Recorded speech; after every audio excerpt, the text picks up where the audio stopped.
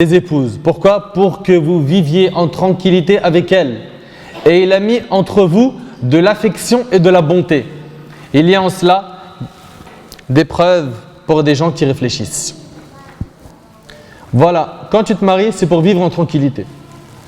Ce n'est pas pour faire la guerre. On le dit comme ça parce que le frère célibataire, il ne le comprend peut-être pas, mais le frère marié, lui, il le comprend. Parce qu'au début du mariage, tout se passe à merveille, et après, je ne sais pas ce qui lui arrive, le frère, ou peut-être c'est la sœur, elle dérape ou il déraille, et après, ça se transforme en guerre. Et pareil, mon frère, il faut que tu comprennes que tu ne te maries pas pour être un dictateur, un tyran, mais tu te maries pour vivre en tranquillité. Qu'Allah subhanahu wa ta'ala, il vous marie, dites amin. Qu'Allah, il vous marie, dites amin. Ah, ils ne veulent pas le dire amin. Hein. Fais pas zama comme ceux qui disent ouais mais le mariage pas maintenant, laisse-moi, je vis ma jeunesse, je fais des voyages, je fais ci. Le mariage c'est me menotter, c'est me mettre en quarantaine, c'est m'isoler. Non, non, non, c'est pas ça. Ça c'est les mauvais mariages, c'est comme ça. Mais le vrai mariage, al-kitab ou sunnah, c'est une source de joie. C'est un bonheur. Est-ce qu'il t'arrive de temps en temps, toi mon frère, je vais commencer par toi, de dire des paroles d'amour à ton épouse? Ou est-ce que c'était juste lors des premiers mois? Je t'aime, t'es ma tulipe, t'es ma cerise, t'es ma fraise. Hein? Dans les débuts, mon frère, il lui lâche tout, le paquet. Il en met plein la vue. Même dans son téléphone, il l'appelle la plus belle, la belle gosse, tu vois. Et après quelques mois, ça change. Le nom au téléphone, il change. La voix, elle change. Au début, il voyait son nom au téléphone, son cœur, il battait. Il allait dans un coin, il s'isolait. Excusez-moi les gars, juste un coup de fil vite fait. Après, t'entendais les gens autour de lui dire coin, coin, coin. Mais après, ça a changé. Ça a changé. C'est plus le coin, coin, coin. Ça y est. C'est allô, ouais, tu veux quoi? Une baguette, d'accord, je te la ramène. C'est bon. C'est bon, autre chose? Salam alaikum. Pourquoi ce changement en fait? Pourquoi dans les débuts, tu étais tabarakallah, mashallah? Puis après, subhanallah, tu t'es transformé, tu as changé. Pourquoi est-ce que tu as perdu cette flamme? Et il est même possible que cette femme-là, après un certain temps, n'arrive plus à imaginer de recevoir un message type salam alaikum ou chérie, je t'aime par exemple. Et le jour où elle le reçoit, elle dit mais il s'est pas trompé de numéro? Alors que dans les débuts, ça c'était le normal. Ça c'était le normal dans la relation du début. Mais après, ça a changé. Il y a la routine qui s'est installée. J'ai plus besoin de me faire beau, de faire mes preuves, ça y est, je l'ai fait, je me suis marié, on a consommé le mariage, tout est fini. Plus besoin de tout ça. Pourquoi? C'est mon halal, c'est à moi, mon frère. Plus besoin de. Avant, c'était difficile. Il fallait trouver la bonne perle. Je l'ai trouvée, plus d'efforts à faire. Et ça, justement, c'est triste. C'est triste pourquoi? Parce que le musulman, il se doit dans sa vie de couple de maintenir cette relation, cet amour, ces sentiments. Ces sentiments que tu as pu connaître au début qui étaient waouh, eh bien, il ne faut pas les perdre. La première chose que tu dois faire, mon frère, pour pouvoir refaire naître ces sentiments qui existaient, c'est de prendre l'habitude de dire des bonnes paroles à son épouse. D'accord? Déjà, que tu puisses contrôler ta langue. Que quand tu parles avec ta femme, tu lui dis que des compliments, que des bonnes paroles. Et quand elle fait quelque chose de bien, n'oublie pas les compliments. Parce que vous le savez, dans les débuts, c'est des compliments, et après, ça devient tellement naturel pour toi de voir ton linge propre, ta nourriture prête, la maison propre, etc., que tu vois même plus le besoin de dire « Barakallahu fiki, jazakillahu khayr », ça c'est fini. Ça y est, elle le fait tous les jours, je ne vais pas tous les jours lui dire « Barakallahu fiki, qu'Allah te récompense ». Ben si. Et ça c'est important, et ça c'est ce qui fait garder ces sentiments forts qu'il y avait entre vous au début. Donc très important de maintenir ces sentiments-là par les bonnes paroles et ne pas la rabaisser. Ne pas la rabaisser. Mettre en valeur ses qualités. Toi, je parle en particulier, surtout ton épouse, fais tout pour faire ressortir ses qualités et mets-les en valeur. Mais quand à chaque fois tu rentres, tu as fait à manger ou pas? Non? Vas-y, laisse tomber. Livreur de pizza, de toute façon, ça marche jamais avec toi. Hop. Allô, ouais, s'il te plaît, envoie-moi 2 pizzas, s'il te plaît. Laisse tomber. 2 pizzas rapides, s'il te plaît. N'importe quelle sauce, n'importe quel truc. Pourquoi tu parles comme ça devant ta femme? Allez, pourquoi? C'est pas comme ça, là tu es en train de la rabaisser, tu es en train de la briser. C'est vrai, c'est pas vrai? Prends l'habitude, barakallahu fik, de dire des bonnes paroles. D'accord?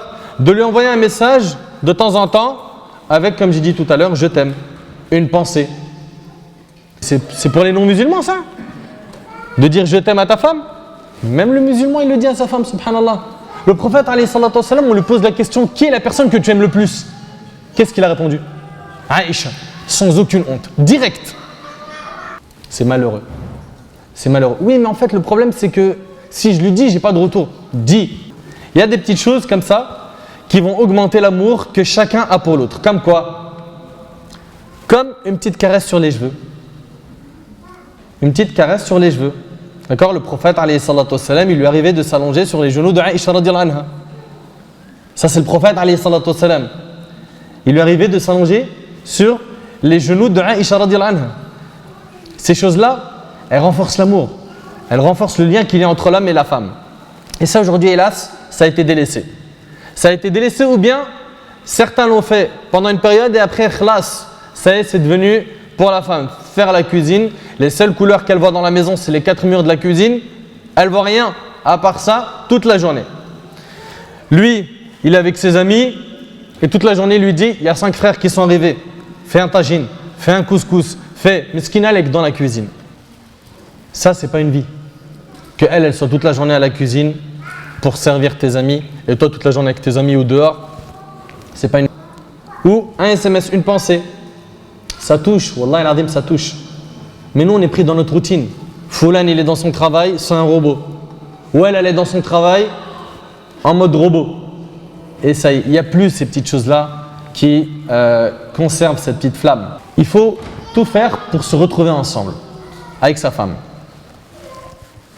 Ce n'est pas par exemple dans la maison, il a envie de rester avec elle et être proche d'elle, mais dans la rue, il a honte d'elle, il ne marche pas avec elle. Il va faire les courses, il lui dit fais le rayon des gâteaux et moi je fais le rayon des boissons et on se voit à la caisse. Il ne veut pas marcher avec elle. C'est quoi ces frères là? T'es sérieux, Akhi? Comment est-ce que tu. C'est quoi ça? C'est pas possible. Non, de partager un maximum de moments ensemble. Marche avec elle, tes achats avec elle, fais tout pour rester un maximum de temps avec elle. Ne perds pas l'occasion de le faire. Le prophète sallallahu alayhi wa sallam, il est invité par un de ses voisins et il faisait des bons repas ce voisin-là. Et c'est rapporté par Muslim. Et le prophète alayhi wa sallam lui dit, est-ce que ma femme elle est invitée? Il lui dit non. Il lui dit, je refuse l'invitation. T'arrives à imaginer? Nous c'est l'inverse aujourd'hui. Ma femme elle est invitée? Khaliha à la maison, elle a les enfants, il faut qu'elle s'occupe, tout ça. Elle apprend, elle étudie, elle est à l'école, elle est fatiguée. Il veut tout faire pour la laisser à la maison et lui partir tout seul. Et son plus grand kiff, c'est quand il est libéré de sa femme et qu'il est avec ses amis. Alors que c'est pas comme ça. Normalement, tu dois tout faire pour... Ouais, mais après, quand je reste avec elle, c'est électrique. Voilà, son cerveau, c'est un autre truc, c'est un autre monde. J'ai pas trouvé un catalogue pour comprendre ma femme. La logique, c'est illogique avec elle. C'est l'illogique et logique avec elle. Moi, j'arrive pas. Akhi, assieds-toi avec elle, discute avec elle, dialogue avec elle, essaye de la comprendre, ferme l'œil sur certaines choses et avance. Cinquièmement, le soutien émotif. Le soutien émotif devrait toujours être présent lorsque l'un des deux époux en ressent le besoin. Prends en considération ces points et sache que quand tu es présent dans le moment de besoin, ça augmente l'amour dans le couple. Sixièmement, l'expression matérielle. L'expression matérielle de l'amour. Ça, c'est aussi une chose très recommandée. Et ça, vous savez ce que c'est l'expression matérielle de l'amour? C'est les cadeaux. Les frères mariés, sans que vous leviez la main. La dernière fois que vous avez fait un cadeau à votre femme, c'était quand? Un cadeau, ya ibadallah. Et un cadeau, c'est pas obligé que ce soit une chose qui coûte très cher. Vous le savez ça? À part chez les matérialistes, les fous de l'argent. Mais ce qu'on sait, c'est qu'un cadeau, le plus important, c'est quoi? C'est qui sort du cœur et que ce soit quelque chose, un geste symbolique. N'est-ce pas? Un Nabi sallallahu alayhi wa sallam, il dit Tahadu tahabbu. Offrez-vous des cadeaux, vous vous aimerez plus. Un petit cadeau, de temps en temps. Pour le frère, je me rappelle, il y a un ami à moi, il me disait, il m'a dit Nader, aujourd'hui j'ai fait un truc, franchement, tabarakallah, lourd. Je dis vas-y, dis. Il m'a dit, je suis rentré avec une rose chez moi. Il m'a dit, je suis passé en bas de l'immeuble avec la rose, je suis monté dans l'escalier avec la rose et je l'ai donnée à ma femme. Je dis, Allah ibarak. Aujourd'hui, un frère, tu lui dis, achète une rose pour ta femme. C'est comme si tu lui avais dit, monte en haut de la tour Eiffel et saute. C'est vrai ou pas? C'est mon frère, chouma mon frère, rib. Ils vont me voir avec une rose et tout. Je marche avec ma lihya ou mon âge dans le quartier avec une rose. Le problème. Tu veux pas la rose, ma'alish, achète autre chose. On va pas te bloquer sur la rose. Achète un cadeau de temps en temps, selon tes moyens.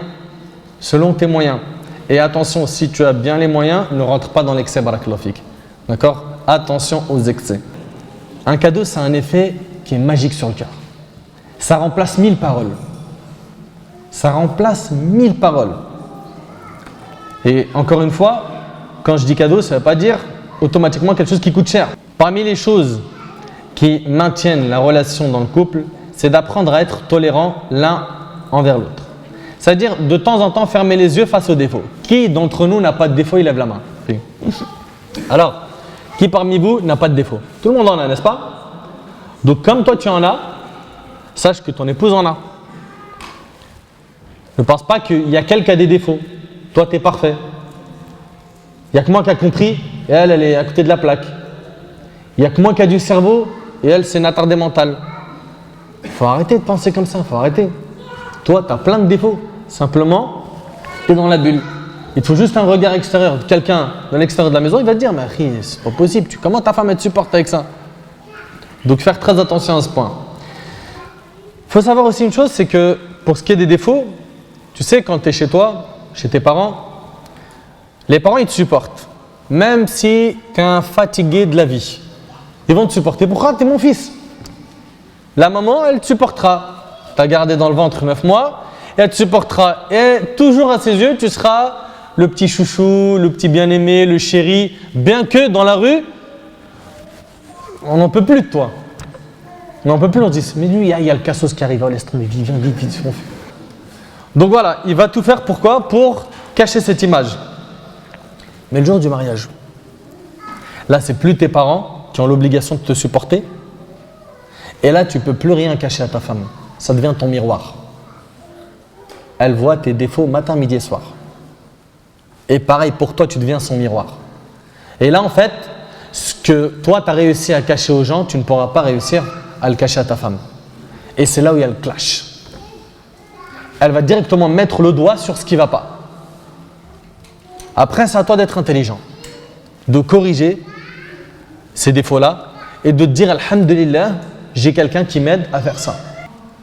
C'est pas bon. Apprends à reconnaître. Oui, c'est vrai, j'ai eu tort. Tu as raison. Je vais faire un effort dessus. Inch'Allah, on s'entraide. Mais c'est dur pour l'ego, pour le nafs. Pourquoi? Parce qu'on aime donner des conseils, mais on n'aime pas en prendre. Donc, apprendre à fermer l'œil. Apprendre à fermer l'œil et ne pas faire comme certains. Il fait Zama, il pardonne. Il fait Zama, il n'a rien vu. Et après 2-3 ans, il lui déballe tout. Il lui dit, mais tu crois que j'ai oublié? En 1988, et c'était chez ma mère. 14h30, on avait pris le Dhuhr. T'as fait ça. En 90, et après il lui déballe. C'est pas possible. Mais non, faut arrêter. Faut arrêter. Faut apprendre non seulement à pardonner et à tourner la page. Ça, c'était une sifa qu'avait le prophète alayhi salatu wassalam. C'est-à-dire, non seulement tu pardonnes, mais tu tournes la page. Et tourner la page, ça veut dire quoi? Ça veut dire j'oublie ce qui s'est passé. Et pas je reste bloqué sur quoi? Sur les problèmes passés. Pareil pour ce qui est dans le couple, quand on dit apprendre à fermer l'œil, le prophète alayhi salatu wassalam nous dit que l'homme ne déteste pas une croyante, car s'il voit en elle des défauts, qu'elle se rappelle de ses qualités. 8e point, mari et femme doivent parvenir à une entente en ce qui concerne leurs responsabilités et leurs soucis communs, comme l'éducation des enfants. Ça, c'est un souci commun, ce n'est pas le souci de la femme seulement. La femme meskina, elle prépare à manger, elle lave les vêtements, elle fait les devoirs, elle enseigne aux enfants, elle éduque les enfants, le papa il vient, il allonge les billets d'argent, tiens, va faire les courses, et après il disparaît. Il est soit devant la télé, soit il dort, soit il est sur son PC, soit il est avec ses amis. Et son rôle de papa, il en a pris un congé. Ça, c'est pas normal. C'est pas normal. Mon frère, que tu sois dans Talab al-Ilm, que tu sois un gérant d'une société, tu dois trouver du temps pour rester avec ta femme et l'aider dans l'éducation des enfants. Ça, c'est un problème qu'on partage à deux, l'éducation des enfants. Ce n'est pas quelque chose qu'on confie à la femme et on lui dit c'est toi qui fais et stop. Apprendre ensemble et aussi se motiver à étudier ailleurs. C'est-à-dire que vous deux, vous soyez inscrits dans un endroit où vous pouvez apprendre Al-Qur'an al-Karim, où vous pouvez apprendre la sunna du prophète alayhi salatu wassalam, vous pouvez apprendre la religion, l'arabe, parce que si un des deux il évolue vite dans la religion et que l'autre il reste au même stade, au même niveau, il va y avoir un moment, un fossé qui va se creuser entre les deux. Et la communication elle va être difficile. Pourquoi? Lui il a trop avancé et elle est encore devant les téléréalités et devant Facebook et toute la journée à papoter au téléphone. Ou l'inverse, elle a trop évolué et lui toute la journée il match de foot ou il regarde les infos, il regarde des films et c'est tout. Sachez que le prophète alayhi salatu wassalam, notre exemple, notre modèle, il a eu aussi des problèmes de couple. Il en a eu. Mais est-ce qu'il a résolu ce problème par la violence, par la vulgarité, par le fait de frapper, par le fait de rabaisser, d'humilier ses femmes? Wallahi non. C'est pas ce qu'il a fait alayhi salatu wassalam. Donc que l'on prenne exemple sur le prophète alayhi salatu wassalam,